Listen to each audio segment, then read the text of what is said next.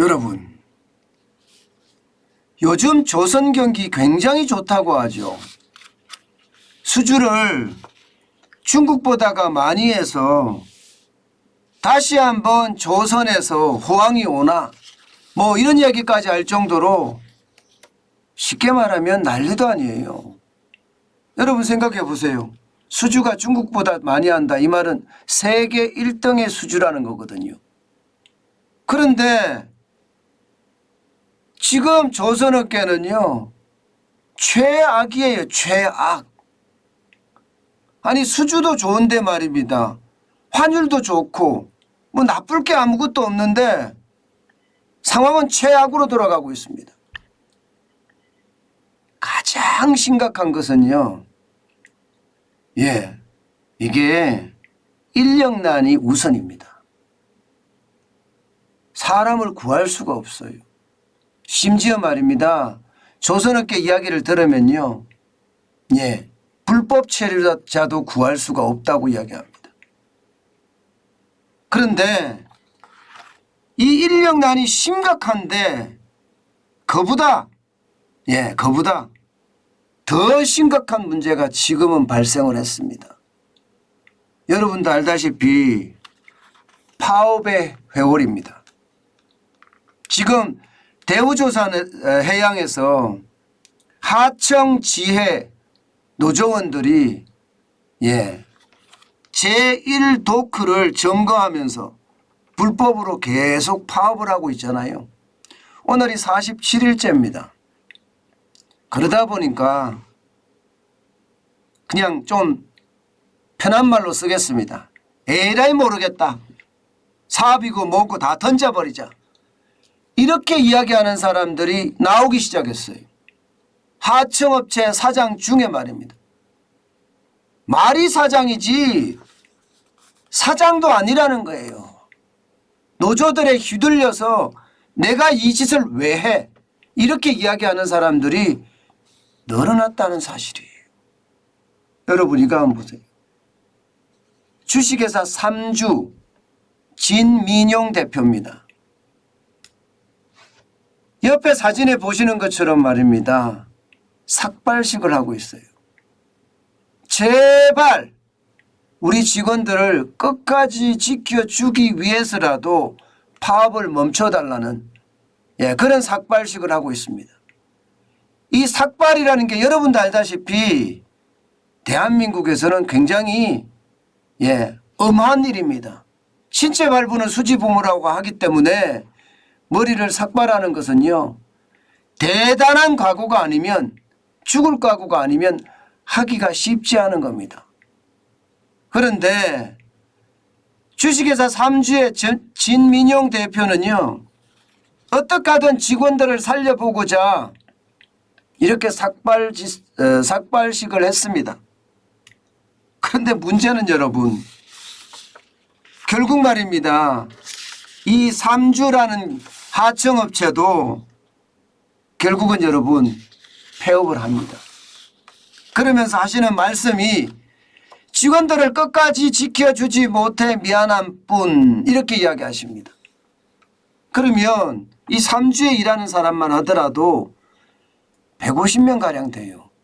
150명가량이 지금 어디로 가게 생겼습니까? 이제 길거리로 나앉을 수밖에 없습니다.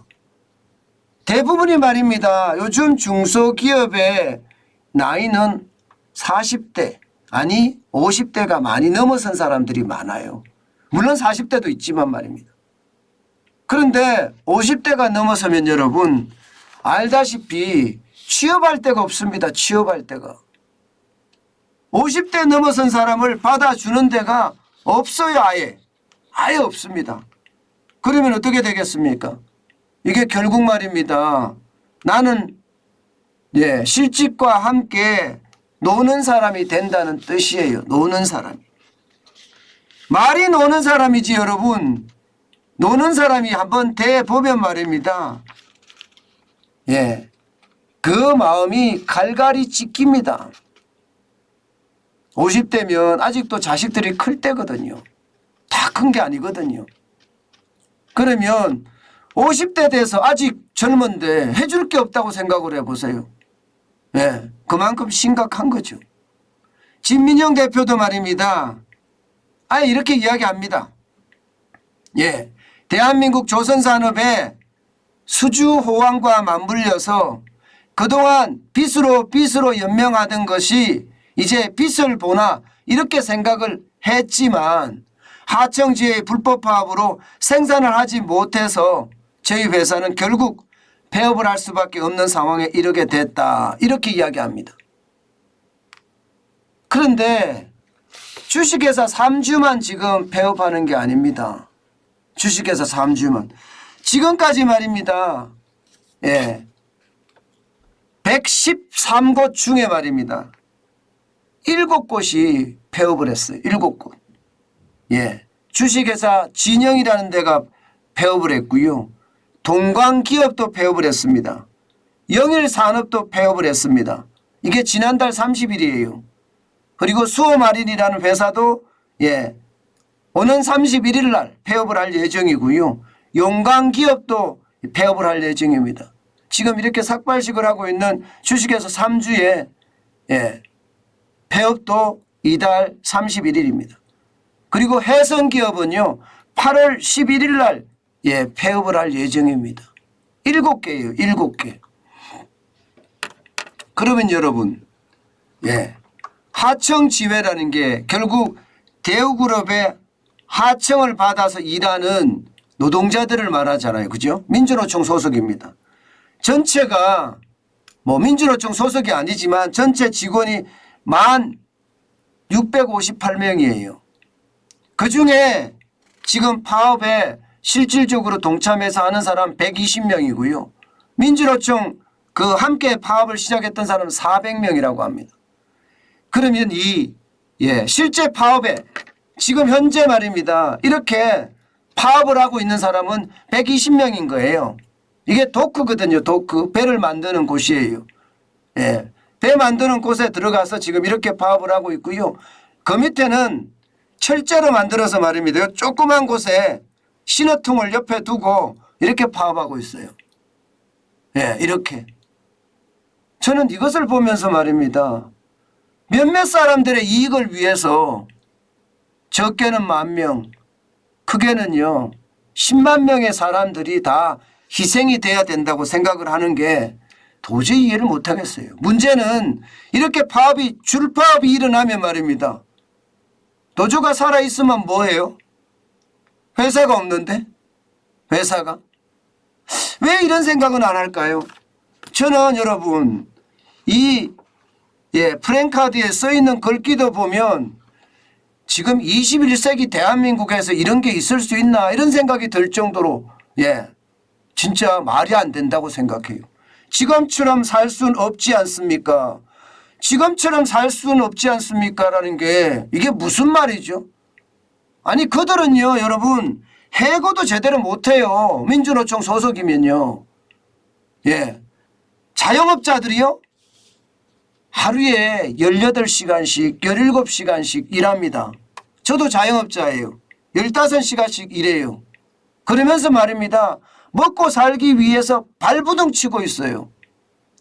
자영업자만 하더라도 대한민국에 600만이 좀 줄어들어서 550만입니다. 550만이 죽기 살기로 지금 살고 있습니다. 게다가 국민 여러분 미안합니다. 왜 미안할 짓을 하는 거죠? 예? 이게 자유민주주의라는 게 대화와 타협이라는 게 있잖아요.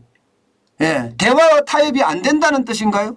제가 알기는 정부에서도 대화하려고 하고 예, 대우조선해양에서도 대화하려고 하고 하청업체 협의회 같은 데 대화하려고 합니다. 그런데 지금 대하고 뭐고 이렇게 이게 뭐 북한도 아니고 예, 21세기 대한민국에서 이런 일이 벌어지고 있다는 거 이 자체가 국민들에게 민폐입니다. 대한민국 경제를 망가뜨리고 있는데요. 국민들 예, 국민 여러분 미안합니다라는 말이 이렇게 쉽게 써진다는 자체가 웃겨요. 국민을 팔잖아요. 예. 이 120명 전체 400명 때문에 뒤에 대우조선해양과 관련된 수많은 사람들 10만 명이 다 희생되고 있어요. 10만 명이. 거제 지역의 자영업자든 협력업체든 많은 사람들이 그야말로 경제가 망가지고 있거든요. 그러면서 줄폐업을 하고 있어요. 줄폐업을. 오죽했으면 여러분 사장이라는 분이 이렇게 여러분 삭발을 할까요? 오죽했으면. 이게 여러분 주무기가 노동자들이 파업할 때 삭발하고 그러지 않았나요? 지금은 거꾸로 됐어요. 그래서 눈물의 폐업이라는 단어를 제가 썼습니다. 그만큼 말입니다. 이들에게는요 지금 최악의 상황으로 가고 있습니다. 근로자들이 목숨 걸고 일하는 게 아니라요 사업주들이 목숨 걸고 일합니다. 가진 집도 잡혀서 대출 받아서 직원들 월급 주고 있습니다.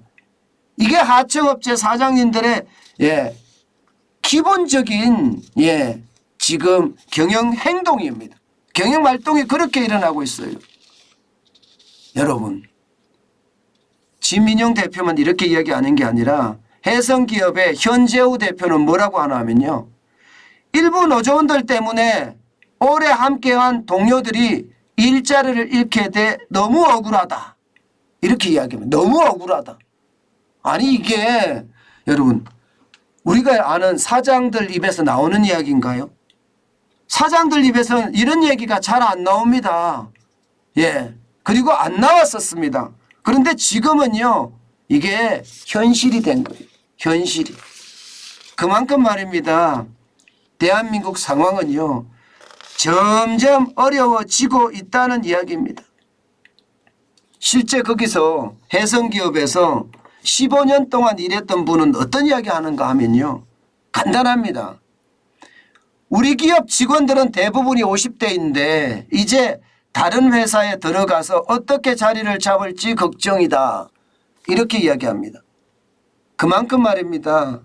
최악의 상황이 거제에서는 일어나고 있고 대우조선에서는 일어나고 있다는 이야기입니다.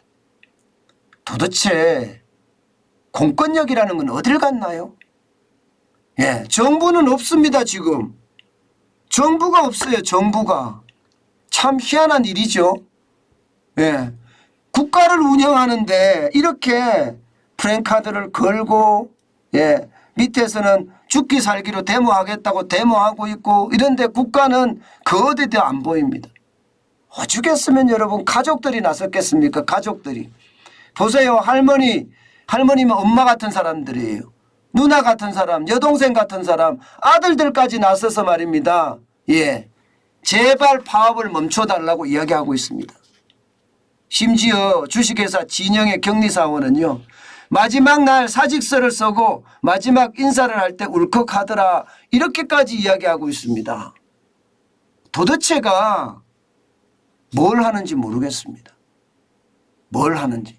저는 대한민국이 이렇게 돼서는 안 된다고 생각해요. 대한민국.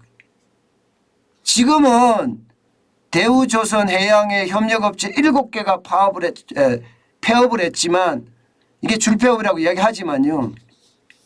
다른 협력사들도 지금 상황이 그렇게 좋지는 않습니다. 폐업은 간신히 피했지만 상황이 너무 막막하다 이렇게 이야기하는 사람들이 많고요. 이런 식으로 도크가 점거가 돼서 계속해서 파업이 이루어진다면 빚을 내서 월급을 줘야 하는데 언제까지 줄 수 있겠냐 이런 얘기예요. 그러니 가족까지 나설 수밖에요. 이 가족들이요. 인간띠를 형성해서 제발 살려달라고 이야기하고 있는 겁니다. 사실은 울부짖고 있는 거예요. 울부짖고. 이렇게 울부짖고 있는데 도대체 나라는 어디가 있는지 모르겠어요. 이게 뭐 죽을까 봐 여기서도 떨어져서 죽을까 봐 그렇게 정부가 못 들어간다는데 공권력이라는 게 그 정도밖에 안 되는 건가요? 공권력이라는 게. 참 안타깝고 또 안타깝네요. 대한민국에 대한민국이 없는 것 같아요. 그래서 더 가슴이 아픕니다. 안 그래도 어려운 우리 경제에 아마 큰 찬물을 끼얹을 거예요. 왜냐고요? 이게 시작일 거니까요. 또 다른 데서 일어나고 또 다른 데서 일어나고 주말만 되면 집회하고 결국 말입니다.